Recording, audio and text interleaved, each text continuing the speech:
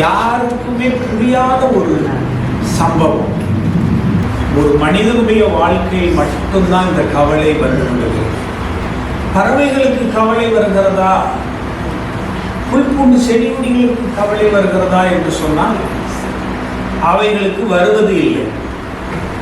அதுகளுக்கு வர்றது போல நமக்கு தெரியவும் புரிஞ்சுக்கிறவும் முடியும்.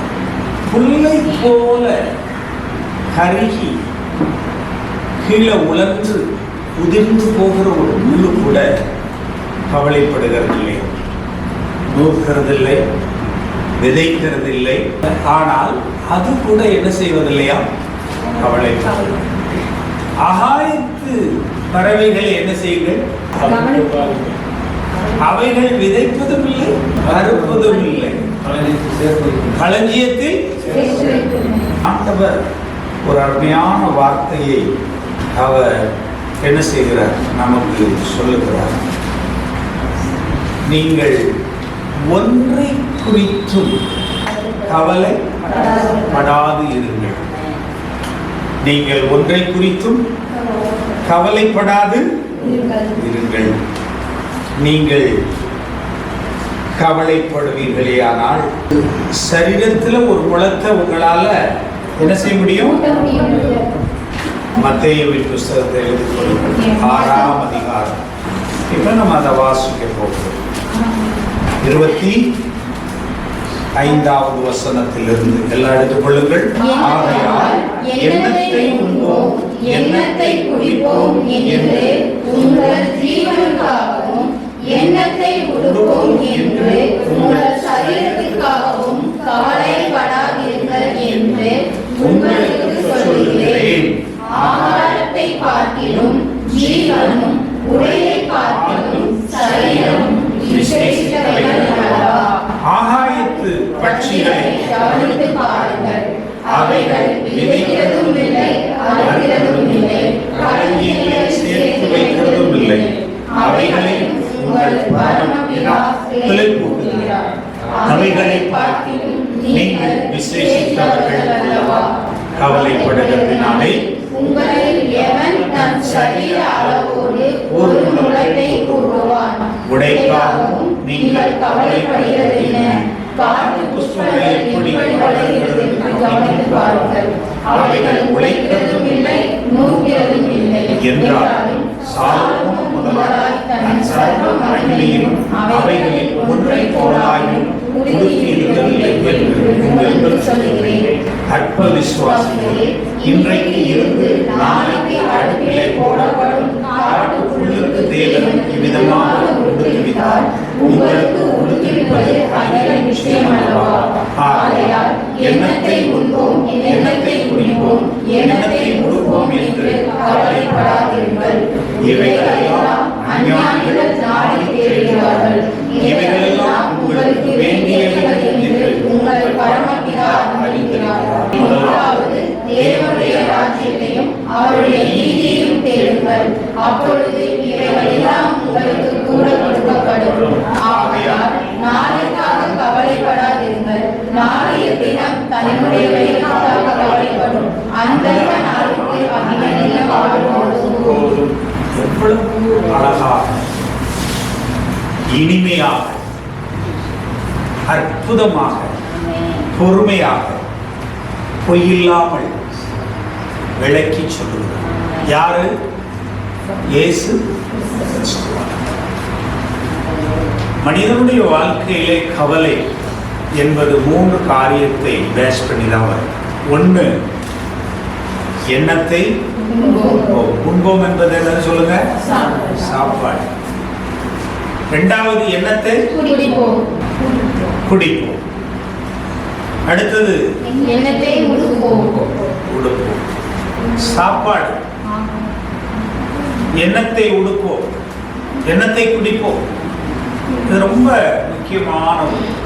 இந்த உலகத்தில் ஒரு மனிதனுடைய மிகப்பெரிய கவலை நாளைய தினம். அப்படியானால் இன்றைய தினம் என்ன?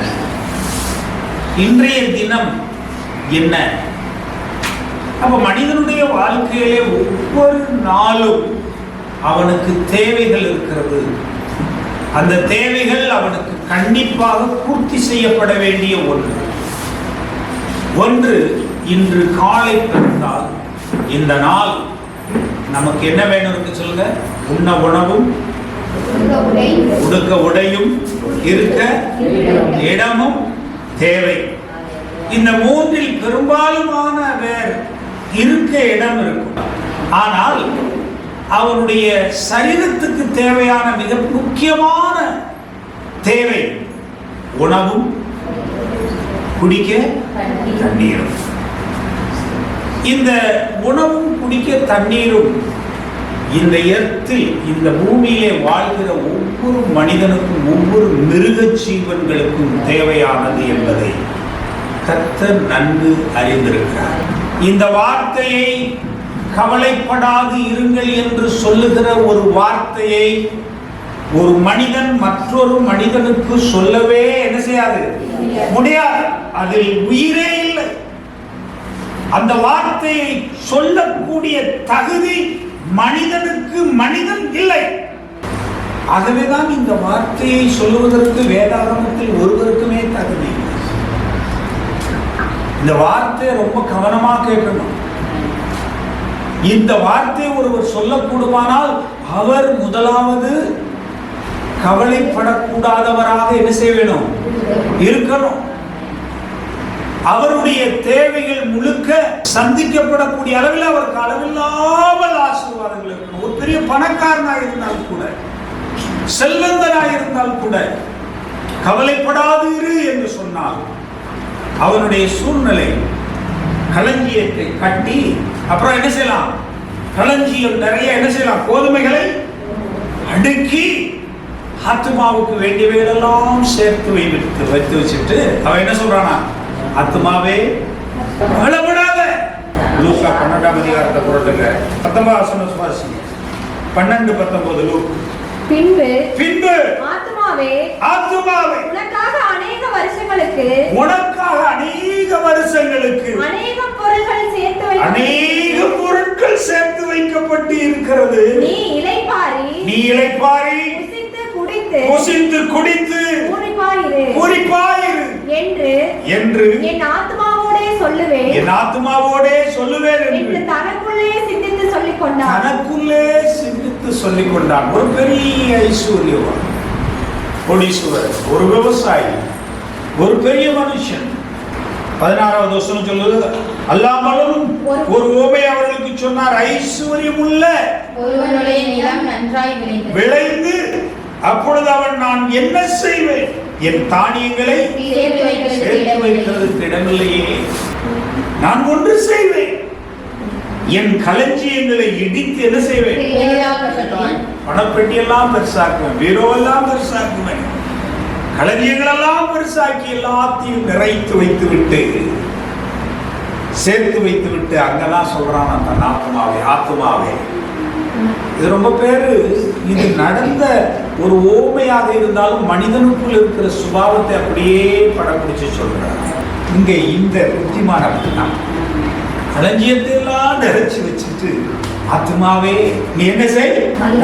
அநேக வருஷங்களுக்கு பொருட்கள் சேர்த்து வைக்கப்பட்டிருக்கிறது. புசித்து குடித்து கவலைப்படாமல் என்று தன் ஆத்மாவோட சொல்வேன் என்று தனக்கும் சிந்தித்துக் கொண்டிருந்த போது இயேசு பிரதியுத்தரமாக பேசினார். வாசிங்க. தேவனோ அவனை நோக்கி, மதிகேடனே, ஆத்துமா உன்னிடத்திலிருந்து ராத்திரியில் எடுத்துக் கொள்ளப்படும், அப்பொழுது நீ சேகரித்தவைகள் யாருடைய? தேவனிடத்தில் ஐஸ்வர்யமானாய் இராமல் தனக்காகவே பொக்கிஷங்களில் சேர்த்து வைக்கிறவன் இப்படியே இருக்கிறான் என்று சொல்லித்தான் இந்த ஓமைகளை அவர் சொன்னார். பின்னும் அவர் தம்முடைய சீஷர்களை நோக்கி, இப்படி இருக்கிறபடியினால், இப்படி கவலைப்படுகிற மக்களாய் இருக்கிறபடினால், மதிகேடாக இருக்கிற மக்களாய் இருக்கிறபடினால், அவநம்பிக்கைக்குரியவர்களாய் இருக்கிறபடினால், நம்பிக்கையற்ற சந்ததிகளாய் இருக்கிறபடினால், என்னை பின்பற்றுகிற சீஷர்களே, அவர் அழகா சொல்றார், சீஷர்களே, இப்படி இருக்கிறபடினால் எண்ணத்தை உண்போம். என்ன சொல்லுங்க? எண்ணத்தை உண்போம், எண்ணத்தை கொடுப்போம் என்று உங்கள் சரீரத்திற்காகவும் நீங்கள் என்ன செய்வீர்கள்? கவலைப்படாதீர்கள் என்று உங்களுக்கு சொல்லுங்கள். காரணம் என்ன? இயேசுவே, என் வழிகளை விட்டு விட்டோம், என் கோட்டையெல்லாம் விட்டு விட்டோம், எங்களுடைய சொந்த திறமைகளை, என்னத்தை சொல்லுங்க? மீன் எங்கே இருக்கும், எந்த பகுதியில் மீன் இருக்கும், இந்த மாதம் என்ன வகையான மீன்கள் இங்கே கூடும் என்ற அறிவுத்திறன்கள் எல்லாம் யாருக்கு உண்டு? பேதுருவுக்கு. அவன் ஒரு முறை வலையை போடுவானானால் அவனுக்கு தெரியும் இந்த இடத்தில் இப்படிப்பட்ட மீன்கள் விழுக்கும் என்று. அவன் அறிவான். எவ்வளவு பெரிய அறிவு! இயேசுவுக்கு தெரியாத ஒரு அறிவு பேதுருவுக்கு தெரிந்தது. இயேசுவுக்கு தெரியாத ஒரு மேன்மை கலை கற்றிருந்தார். மீன்பிடிக்கும் தொழில் கிங்கா இருந்தவன் பேதுரு. அவங்களுடைய கம்பெனி மீன் தான் அன்னைக்கு கலிலேயாவில் அவ்வளவு சிறப்பான கம்பெனி. எவ்வளவு அற்புதமான வசனங்கள் நம்மளோடு பேசுகிறது. பேதுரு வலைகளையும் போட்டையும் என் அறிவு கலைகளையும் விட்டு நாங்கள் உங்களை என்ன செய்கிறோம்? பின்பற்றுகிறோமே. ஆண்டவரே, எல்லாவற்றையும் விட்டு நாங்கள் உங்களை பின்பற்றுகிறோமே, எங்களுக்கு நீர் என்ன தருவீங்க? கேட்கிறானா இல்லையா? எல்லாவற்றையும் விட்டு நாங்கள் உங்களை பின்பற்றுகிறோமே, நீர் எங்களுக்கு என்ன தருவீங்க? அப்படி ஒரு கேள்வி, ஒரு கவலை பேதுருவுக்கு ஏற்பட்டது. அப்போ இந்த சகோதரன் அவ்வளவாக இருக்கிற போது இயேசு அவனை பார்த்து சொல்லுகிறார், இப்படி இருக்கிறபடினால் எண்ணத்தை உண்போம் என்று உங்கள் ஜீவனுக்காகவும், எண்ணத்தை உடுப்போம் என்று உங்கள் சரீரத்திற்காகவும் என்ன செய்யாதிருங்கள்? கவலைப்படாதிருங்கள். அப்படியானால் கவலைப்படாது இருங்கள் என்று சொல்லுகிற இந்த தத்துவமுள்ள வார்த்தை சாதாரண வார்த்தை இல்லை. இதை ஒருவனும் ஒருவருக்கும் சொல்ல முடியாத ஒரு வார்த்தை.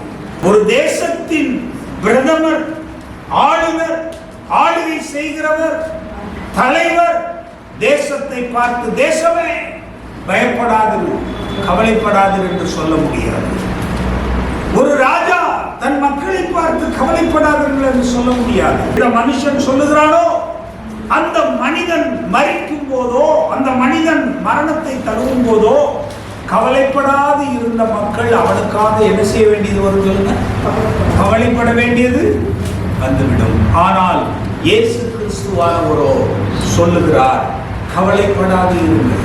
மார்க்கு 10ஆம் அதிகாரம் 28வது வாசிக்கலாம். அப்பொழுது பேதுரு அவரை நோக்கி, இதோ நாங்கள் எல்லாவற்றையும் விட்டு பின்பற்றினோம் என்று சொல்லத் தொடங்கினார். அதற்கு இயேசு பிரதியுத்தரமாக, என் நிமித்தமாகவும் சுவிசேஷத்தின் நிமித்தமாகவும் வீட்டையாவது சகோதரரையாவது சகோதரிகளையாவது தகப்பனையாவது தாயையாவது மனைவியாவது பிள்ளைகளையாவது நிலங்களையாவது விட்டவன் எவனும் இப்பொழுது. அந்த வசனத்துல நீங்க பாக்குறீங்கன்னா அங்க பேதுரு சொல்றான், இதோ நாங்கள் எல்லாவற்றையும் விட்டு உம்மை பின்பற்றினோமே, எங்களுக்கு நீர் என்ன தரப்போகிறீர் ஆண்டவரே? எல்லாம் ஒண்ணுமே இல்லை, அறிவு இல்லை, என்னுடைய பலம் இல்லை, என்னுடைய வலி இல்லை, என்னுடைய போட் இல்லை, வீஸ்நகையோடு உம்மை நம்பி வந்துட்டேன், எங்களுடைய எதிர்காலம் என்ன ஆண்டவரே என்று கேட்கிற போது ஒரு கவலை பேதுருவையும் ஆட்கொண்டது. நிறைய கடன் கட்ட வேண்டியிருக்கு ஆண்டவரே, ஆனா விட்டு நம்பிக்கையோட வந்துட்டோம். இயேசுவை பின்பற்றுவதற்கு பின்னாடி பேதுருக்கு கவலை இல்லாம இருந்துச்சா? ஒரு பெரிய கவலை. என்ன கவலை? வாங்கின கடன் என்ன செய்ய முடியல, கட்டாம. தட் மீன்ஸ் என்னது? வரி கட்டாம விட்டாங்க. இயேசு முன்னாடி போறாரு, சீசர்கள் பின்னாடி என்ன செய்யறாங்க? ஒளிகிறாங்க. எதுக்கு ஒளிகிறாங்க? யாரை பார்த்து? வரி வாங்குறவனை பார்த்து. உடனே நேரம் வந்து சொல்றான், இயேசுவே உன் பின்னாடி வரானுங்கள ரெண்டு பயல்களும் கள்ளனுங்க. என்னப்பா அப்படி சொல்ற? இதுவரைக்கும் வரி என்ன செய்யல? பேதுரு சொல்லுவான்ல, ஆண்டவரே என் அறிவையும் ஆற்றலையும் வலையையும் போட்டையும் விட்டு விட்டல்லவா நான் உம்மிடத்தில் வந்தேன். நான் எங்களுக்கு நான் என்ன ஒண்ணுமே இல்லை, எப்படி வரியை கட்ட முடியும்? இந்த கவலை உங்களுக்கு எனக்கு இல்லையா? ஏற்ற ஒரே ஒரு அடையாளம், இயேசுவை பின்பற்றின பேதுருவுக்கும் கூட இருந்த சீசர்களுக்கும் என்னல்ல வரி. இவர்கள் இன்னும் வரி கட்டவில்லை, நீர் அவர்களுக்கு உபதேசிக்க வேண்டாமா, புத்தி சொல்ல வேண்டாமா? அவங்க கவலைப்பட்டு அப்படி இருக்கிற போது இயேசு பார்த்து சொல்லுங்க, எவ்வளவு கட்டணும்? இயேசு உடனே சொன்னார், எல்லாவற்றையும் விட்டு வந்தோமே, நீ விட்டு வந்தவர்கள் எல்லாம் எங்கும் போல உனக்குள்ளதா இருக்கு. ஓ, ஒரு மீனை பிடி, அதன் வாயில் என்ன இருக்கும்? ஒரு வெள்ளிப்பணம் இருக்கும். ஒரு வெள்ளிப்பணத்தை எடுத்துட்டு வந்து உன் கடனையும், யார் கடனையும்? என் கடனையும் சேர்த்து. அப்ப அந்த இடத்துல என்ன சொன்னார் தெரியுமா? உனக்கு கடன் பட்டால் அது எனக்கு கடன் பட்ட மாதிரி என்ற, நீ கடன் தீர்த்தால் தான் என் கடனும் தீரும் என்று சொன்னார். அதனால் தான் கவலைப்படாத. அப்படியானால் இயேசு கிறிஸ்து பரலோகத்தில் வாழல, எங்க வாழ்கிறார்? பூமியிலே வாழ்கிறார்.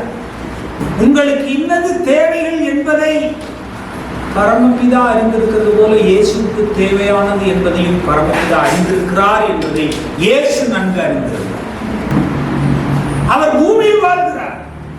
உனக்கு போல அவருக்கு இட்லி வேணும், உனக்கு போல அவருக்கும் உடுத்துக்கிறதுக்கு துணி வேணும், அவருக்கு உடை தேவை, அவருக்கு உணவு தேவை, அவருக்கு தண்ணீர் தேவை. இந்த இடத்துல வாழ்கிறார். இயேசு பரலோகத்திலே இருந்தார், பூமிக்கு வந்துட்டார். பூமிக்கு வந்துட்டா உனக்கு என்ன தேவையோ அதே தேவை யாருக்கு தேவை? இயேசுவுக்கு தேவை. அப்ப இயேசு கிறிஸ்துவானவர் தாமே ஒரு நாளும் அவர் தனக்கு தேவையானவைகளுக்காக கவலைப்படவில்லை. காரணம் என்ன? உங்களுக்கு இன்னது தேவை என்பதை உங்கள் பரமபிதா அறிந்திருக்கிறார். அதான் அழகா சொன்னார். மேத்யூ 6:8 வாசிங்கம்மா. 6ஆம் அதிகாரம். அவர்களைப் போல நீங்கள் செய்யாதிருங்கள். உங்கள் பிதாவை நோக்கி நீங்கள் வேண்டிக் கொள்ளுகிறதற்கு முன்னமே உங்களுக்கு இன்னது தேவை என்று அவர் அறிந்திருக்கிறார். உங்களுக்கு இன்னது தேவை என்பதை யார் அறிந்திருக்கிறார்? பிதாவானவர் என்ன செய்திருக்கிறாரா? அறிந்திருக்கிறார். 30வது வசனம் வாசிங்க. அதே அதிகாரத்துல, இன்றைக்கு இருந்து நாளைக்கு அடுப்பிலே போடப்படும் காட்டுப்புல்லுக்கு தேவன் இவ்விதமாக உடுத்துவித்தால் உங்களுக்கு உடுத்துவிப்பது அதிக நிச்சயம் அல்லவா? 33வது வசனம். முதலாவது தேவனுடைய ராஜ்யத்தையும் அவருடைய நீதியையும் தேடுங்கள், அப்பொழுது இவைகள் எல்லாம் உங்களுக்கு கூட கொடுக்கப்படும். 32 இவைகளெல்லாம் நாடி தேடுகிறார்கள், இவைகள் எல்லாம் உங்களுக்கு வேண்டியவைகள் என்று உங்கள் பரமபிதா அறிந்திருக்கிறார். யார் சொல்றா? இயேசு கிறிஸ்து சொல்றார். இவைகள் உங்களுக்கு உடுக்க உடை, உண்ண உணவு, குடிக்க தண்ணீர், இவைகள் தேவை என்பதை யார் அறிந்திருக்கிறார்? பரமபிதா அறிந்திருக்கிறார். உங்களுக்கு இன்னது தேவை என்பதை பரமபிதா அறிந்திருக்கிறார். உங்களை போல நானும் மனிதன். எனக்கு இன்னது, உங்களுக்குரிய பசி எனக்கும் உண்டு, உங்களுக்குரிய தண்ணீர் எனக்கும் வேண்டும், உங்களுக்குரிய உடை எனக்கு வேண்டும். ஆனால் எனக்கு தேவையானவைகளை என் பரமபிதா அறிந்திருக்கிறார். உங்களுக்கு தேவையானவைகளையும் பரமபிதா அறிந்திருக்கிறார். இன்னது வேண்டும் என்பதை பரமபிதா அறிந்திருக்கிறார். ஆகவே இயேசு கிறிஸ்துவானவர்களுக்கு சொல்லிக் கொடுத்த 2 அழகான கருத்தை நீங்கள் உணர்ந்து கொண்டால் நாளைய தினத்தை குறித்து கவலைப்பட மாட்டோம். அவர் ஒன்று சொன்னார், உங்களுக்கு தேவை எல்லாவற்றையும் பரமபிதா அறிந்திருக்கிறார். ஆனால் இந்த மனுஷனோ, ஆத்துமாவே நீ அனுபவித்து புசித்து குடித்து திருப்தியாயிரு என்று சொல்லுகிறானே. அப்ப ஒரு கடுமையான ஓமையோடு விளக்கி சொல்லுகிறார். சீசர்களே, எல்லாவற்றையும் விட்டு உண்மை நாங்கள் பின்பற்றினோம், உண்மை நம்பி வந்தோமே, எங்களுக்கு இன்னும் கவலை தீரவில்லையே. அதேதான் கிறிஸ்தவ வாழ்க்கை. ஒவ்வொரு ஞாயிற்றுக்கிழமையும் கவலைப்படுகிற கிறிஸ்தவர்கள் 100 விசுவாசிகள் இருந்தால் 98 விசுவாசிகள் கவலைப்படுகிறவர்களாய், 99 விசுவாசிகள் கவலைகளோடு போராடி கவலைகளை ஜெயிக்க முடியாமல் அந்த கவலைகளை ஏதோ ஓரங்கட்டி மூட்டை கட்டி வச்சுட்டு கோயில் போறது. இப்போ கவலைகளோடு வருகிற நீங்களும் நானும் கர்த்தரை எப்படி மகிமைப்படுத்த முடியும்? கவலைப்படுகிறதுனாலே கர்த்தரை நாம் மகிமைப்படுத்த முடியுமா? தேவனுக்கு மகிமையோடு ஒரு ஆராதனை செலுத்த முடியுமா? நல்ல இருதயத்தோடு கர்த்தரை கொஞ்ச நேரம் ஸ்தோத்திரம் பண்ணிட்டு மகிழ்ச்சியோட போக முடியுமா? முடியாது. ஆகவே கவலை என்ற ஒரு மிகப்பெரிய கொடூரமான வைரஸை ஒவ்வொரு விசுவாசியும் நம்மை விட்டு, நம்முடைய குடும்பத்தை விட்டு, நம்முடைய இருதயத்தை விட்டு, மூளையை விட்டு அகற்றுவதற்கு இன்று ஆவியானவர் ஒரு ஆலோசனை சொன்னார். இந்த ஆலோசனை நாம் முடிந்த மட்டும் கவலைப்படாமல் கிறிஸ்தவ விசுவாச வாழ்க்கையிலே, விசுவாசத்திலே உறுதியாயிருக்க உதவி செய்யும். அதனால்தான் இயேசு அங்கே கொண்டு சொன்னார். 6:26. ஆகாயத்து பட்சிகளை கவனித்து பாருங்கள். ஆகாயத்து பட்சிகளை என்ன செய்யுங்கள்? கவனித்து பாருங்கள். அவ்வளவுதான். The first உன் கவலையை நீ போக்கணும்னா look at the birds of air. நீ ஆகாயத்தில் பறந்து கொண்டிருக்கிற ஒரு பறவைகளை எல்லாம் என்ன செய்யுங்க? அப்ப எங்க கவனித்து பார்க்க சொல்ல? எந்த பறவையை கவனித்து பார்க்க சொல்ல? பறவைகள் பலவிதம். எப்படி எல்லாருக்கும் பறவைகள்? ஆகாயத்தில் இருக்கிற பறவைகளுக்கும், மரத்தில் இருக்கிற பறவைகளுக்கும், கூண்டுக்குள் இருக்கிற பறவைகளுக்கும், கீழே இருக்கிற பறவைகளுக்கும் வித்தியாசம். நீங்களே சொல்லுங்க. நம்மள எந்த பறவையை பார்க்க சொன்னாரு? சொல்லுங்க. அப்ப எந்த பறவையை நம்ம பார்க்க கூடாது? நம்ம வீட்டுல இருந்த மரத்துல டப்பா செஞ்சு உள்ளுக்குள்ள வச்சிருக்கோம்ல, கோழி, குருவி, லவ் பேர்ட்ஸ், இதுகளை போய் பார்த்துட்டு இருக்க கூடாது. ஒரு அறிவு நமக்கு வராது. எதை பார்த்தா? கூடு கட்டி முட்டை வச்சு கூடு கட்டிட்டு இருக்குமே, அதை பார்த்தா நம்மளுக்கு அறிவு வராது. பறக்கிறவைகளை, எங்க பறக்கிறவைகளை? அப்ப அது என்ன செய்யலன்னு அர்த்தம்? ஆகாயத்து பறவைனா எங்க பார்க்கணும்? வானத்தை நோக்கி பார்க்கணும். நோக்கி பார். அப்புறம் தான் எதை பார்க்கணுங்கிறது. முதல்ல உன் கண்கள் எங்க நோக்கணும்? நீ கவலைப்படாம நல்லா உற்சாகமா இருக்கணும்னா முதல்ல உன் கண்கள் பூமியை நோக்கி பார்த்துட்டு கூடாது. எதை நோக்கி பார்க்கணும்? சங்கீதம் 121 என்ன சொல்றான்? எங்க? எதை நோக்கி?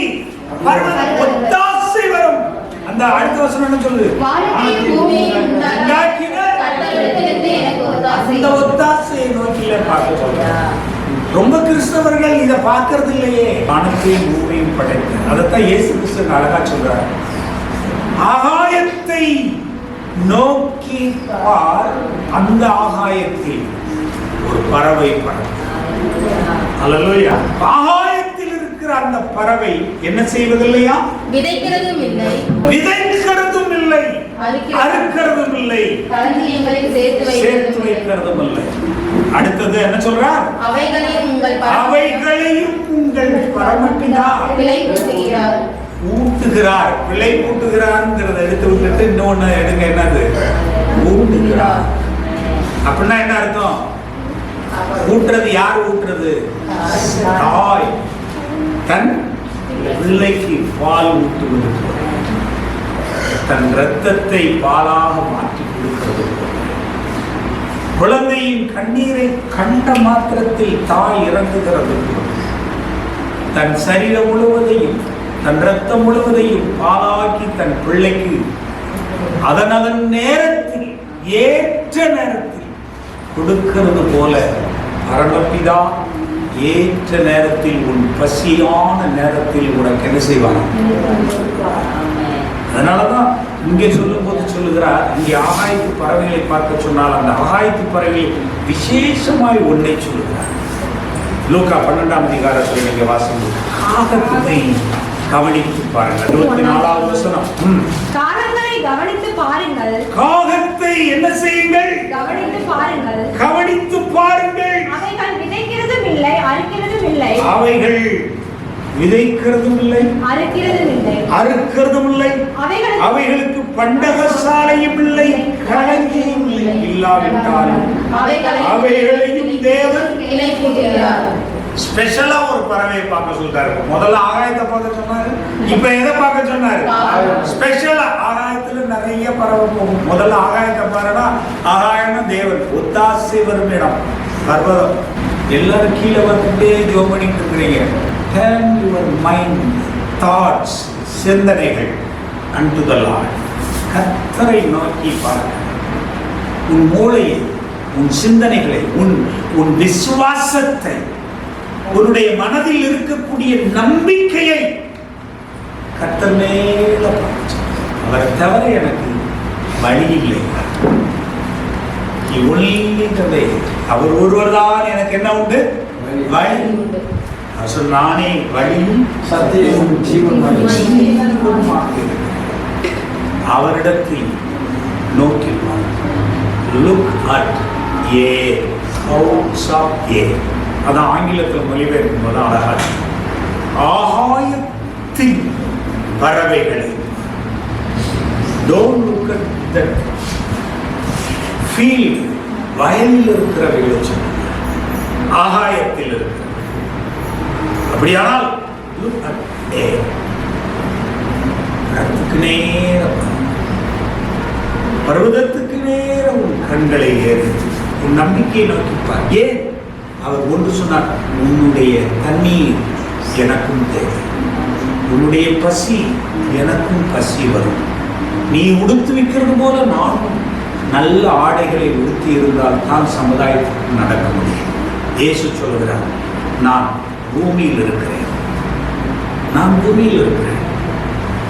நீ உனக்கு உடுத்த வேண்டும், உடை வேண்டும், ஆகாரம் வேண்டும், தண்ணீர் வேண்டும், எனக்கும் வேண்டும். ஆனால் நான் கவலைப்படுகிறது இல்லை, அதனால் உங்களை நான் கவலைப்படாது இருங்கள் என்று சொல்லுகிறேன். அப்ப இந்த வார்த்தையை சொல்லுவதற்கு யாரால் தான் முடியும்? மன்னரால் அல்ல, இயேசுவால். காரணம், இயேசு சொல்லுகிறார், உங்கள் பரமபிதா எல்லாவற்றையும் என்ன செய்திருக்கிறார்? அறிந்து இருக்கிறார். ஆகவே நான் பரத்திலிருந்து வந்தபடினால் எனக்கும் அது தெரியும். என் தேவைகளை எல்லாம் ஏற்கனவே பிதாவானவர் பொறுப்பெடுத்துக் கொண்டதினால் இந்த பூமிக்கு வந்திருக்கிறேன். எனக்கென்று ஒரு கவலையும் இல்லை. உண்ண உணவும் உடுக்க உடையும் இருக்க இடம் குறித்து எனக்கு கவலை.